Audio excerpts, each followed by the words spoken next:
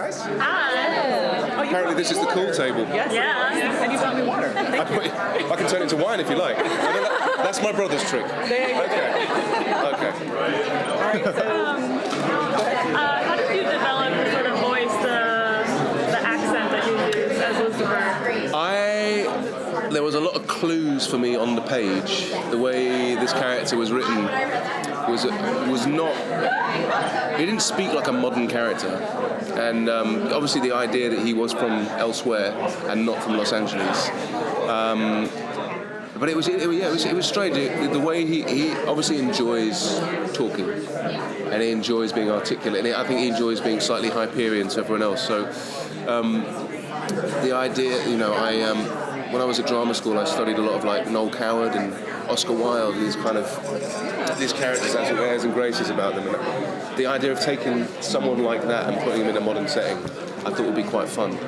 So I sort of used this sort of heightened clipped received pronunciation, but with a bit of kind of, when he loses it and he's sort of slightly off guard, a bit more earthy and rocky. So like I said before, he's the love child of Noel Coward and Mick Jagger. You have a natural charm to the role. Apparently, that's one of the reasons they really wanted you for the role. Oh, really? Apparently, they wrote the word charm. The worrying thing is that when I got this job, loads of my mates went, "Oh, you're perfect for it." And you're a little worried by that. Yeah, really worried. What do you mean? He's annoying. He's kind of a douche. She said, "Yeah, that's you, right? That's what they said." There you go. Perfect. Yeah. Well, did you read that amount of charm into the script itself, or did you just find that when you were trying to create the character? I think the sense of fun that he has about everything, I find fun charming. I think people that don't want to take anything too seriously, I think it's quite charming, and so innately, that comes about from that as well. Yeah, but he took such a personal interest, like in his friend, the woman who gets killed initially.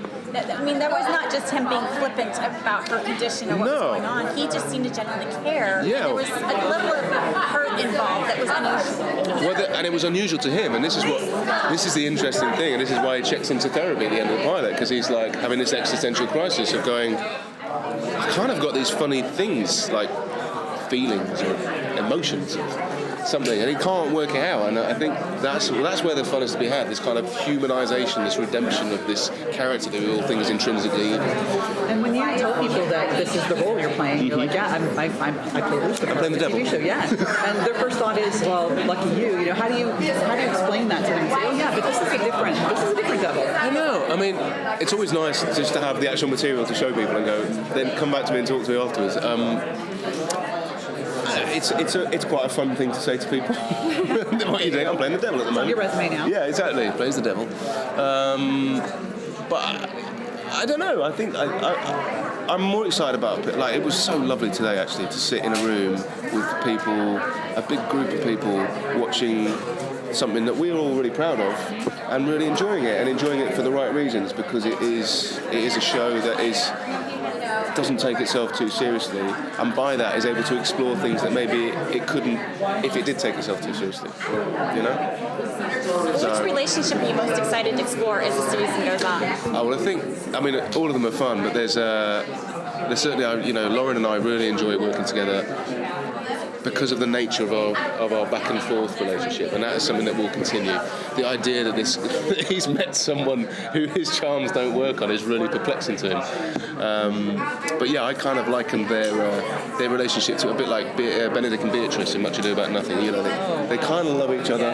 They love each other, but they can't let that go. Yeah. So I love a lot of fun with that. But all of them, I mean, the brother relationship between me and DB will be fun as well, because I really enjoy winding him up. Now, Lucifer's not really hiding who he is, but are we going to see in more of a more supernatural way who he is in a way that people will believe that maybe there's something going on with this? Well, you get glimpses in the pilot, actually. There's a tiny glimpse with Jimmy when he goes to confront Jimmy about Delilah, and you catch a glimpse in the mirror of this image of him, and you suddenly realise, oh, okay, this is not this kind of gentleman that we've been introduced to.